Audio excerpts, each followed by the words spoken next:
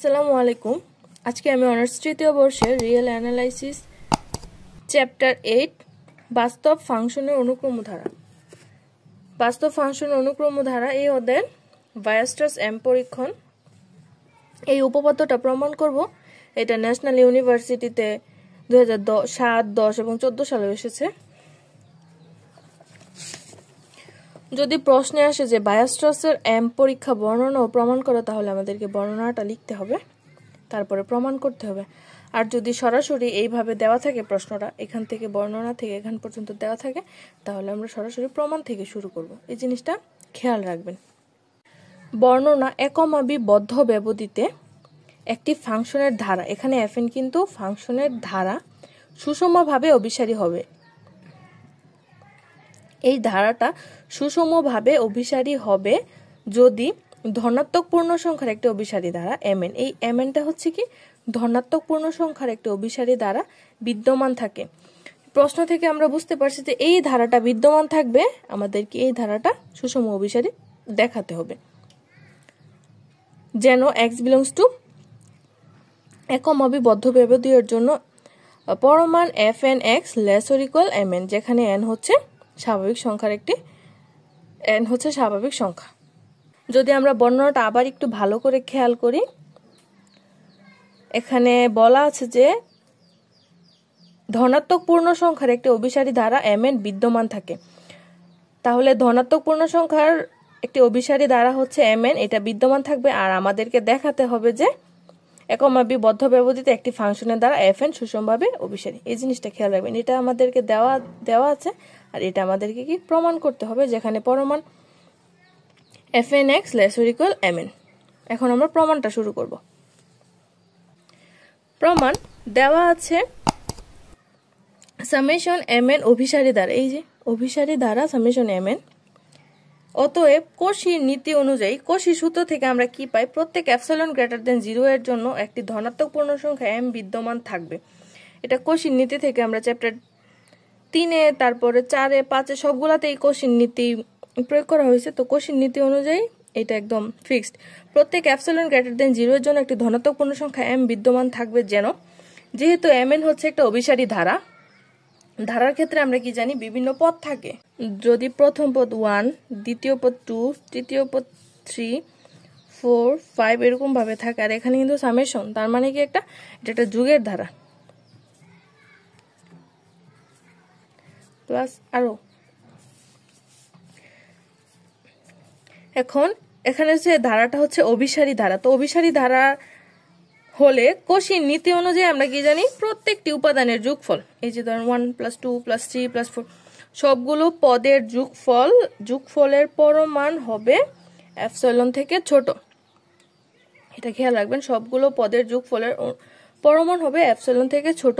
আর যেখানে n এর মান হচ্ছে, এই যে n এর মান হচ্ছে m থেকে বড় অথবা সমান, এই যে n greater or equal m। আর এই যে p হচ্ছে স্বাভাবিক সংখ্যা। এখন দেওয়া আছে, এই যে এটা আমরা বর্ণনা থেকে পাই, দেওয়া আছে পরমান fn(x) less or equal mn, যেখানে n হচ্ছে স্বাভাবিক সংখ্যার উপাদান আর x হচ্ছে, এই যে x হচ্ছে কিন্তু বদ্ধ ব্যবধি বিতে বিদ্যমান। আমাদেরকে প্রমাণ করতে হবে fn যে ধারাটা, এটা সুষমভাবে অভিসারী। জিনিসটা একটু ভালোভাবে খেয়াল করেন, আমাদেরকে প্রমাণ করতে হবে fn ধারাটা সুষমভাবে অভিসারী। আর দেওয়া আছে mn ধারাটা অভিসারী ধারা। তো mn ধারা যেহেতু অভিসারী ধারা থেকে আমরা এটা লিখতে পারি। অভিসারী ধারা হলে আমরা এভাবে লিখতে পারি, প্রত্যেকটা পদের যোগফলের পরমান লেস দেন এপসিলন। এখন আমাদেরকে প্রমাণ করতে হবে fn ধারা সুষমভাবে অভিসারী। তো আমরা যদি fn কে এরকম ভাবে প্রকাশ করতে পারি, যেমন ধরেন fn+1 x, এটা যদি প্রথম পদ হয়, তারপরে fn+2x, এটা যদি দ্বিতীয় পদ হয়, প্লাস fn+p, এটা যদি শেষ পদ হয়, লেস দেন এপসিলন। আমরা যদি এরকম আকারে আনতে পারি fn ফাংশনের ধারাটিকে, তাহলে আমরা কি বলতে পারবো, সামেশন fn যে ধারাটা, এটা হচ্ছে সুষমভাবে অভিসারী।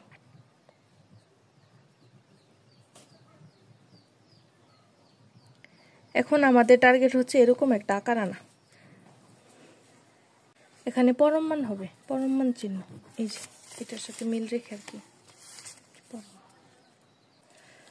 এখন আমরা জানি যে পরম মান a plus b plus c less than পরম মান a প্লাস পরম মান b প্লাস পরম মান c। এখন যদি আমরা এটা যেহেতু এটাকে যদি আমরা a কল্পনা করি, এটাকে যদি b কল্পনা করি, এটাকে যদি ধরেন n কল্পনা করি, তাহলে আমরা লিখতে পারি না পরম মান a প্লাস পরম মান b প্লাস পরম মান ডট ডট ডট পরম মান n। ঠিক এই কারণেই আমাদেরকে এটা প্রমাণের জন্য আমরা এইভাবে লিখছি যে পরম মান এইটা লেস অর ইকুয়াল, এই যে লেস অর ইকুয়াল প্রথম পদ এর পরম মান যোগ দ্বিতীয় পদের পরম মান যোগ শেষ পদের পরম মান। আশা করি আপনারা এতটুকু বুঝতে পারছেন। এখন বর্ণনা থেকে আমরা প্রথমেই লিখেছি যে পরম মান fn(x) less or equal mn। এখন এটা হচ্ছে ধরি পরম মান fn(x) এর জায়গায় যদি আমরা ধরি যে পরম মান fn+1x, তো এটার পরিবর্তে আমরা তো অবশ্যই লিখতে পারি mn+1। fn+2x এর পরিবর্তে আমরা লিখতে পারি mn+2, এই যে এটা অনুযায়ী। তাহলে শেষে পরম মান fn+p x এর পরিবর্তে আমরা লিখতে পারি mn+p। এটা আমরা পাইছি 2 নং সমীকরণ হতে, যে 2 নং সমীকরণটা হচ্ছে এই যে এটা বর্ণনা থেকে যেটা লিখছি এটাই।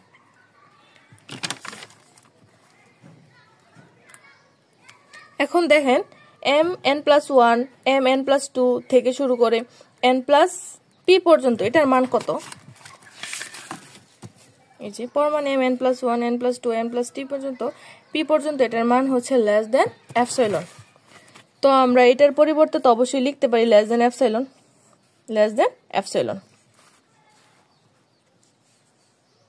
এই যে এখন আমরা যেটা প্রমাণ করব এটা কিন্তু পেয়ে গেছি। পরম মান fn+1x fn+2x থেকে fn+px লেস দেন এপসাইলন, যেখানে n হচ্ছে m থেকে বড় অথবা সমান আর p হচ্ছে স্বাভাবিক সংখ্যার একটা উপাদান। অতএব কোশির নীতি অনুযায়ী a প্লাস b বদ্ধ ব্যবধিতে এই যে ধারাটা, এটাকে আপনি এভাবে লিখতে পারেন সামেশন fn। ধারাটি সুষমভাবে অভিসারী, এটা প্রমাণিত। আশা করি আপনারা বুঝতে পারছেন।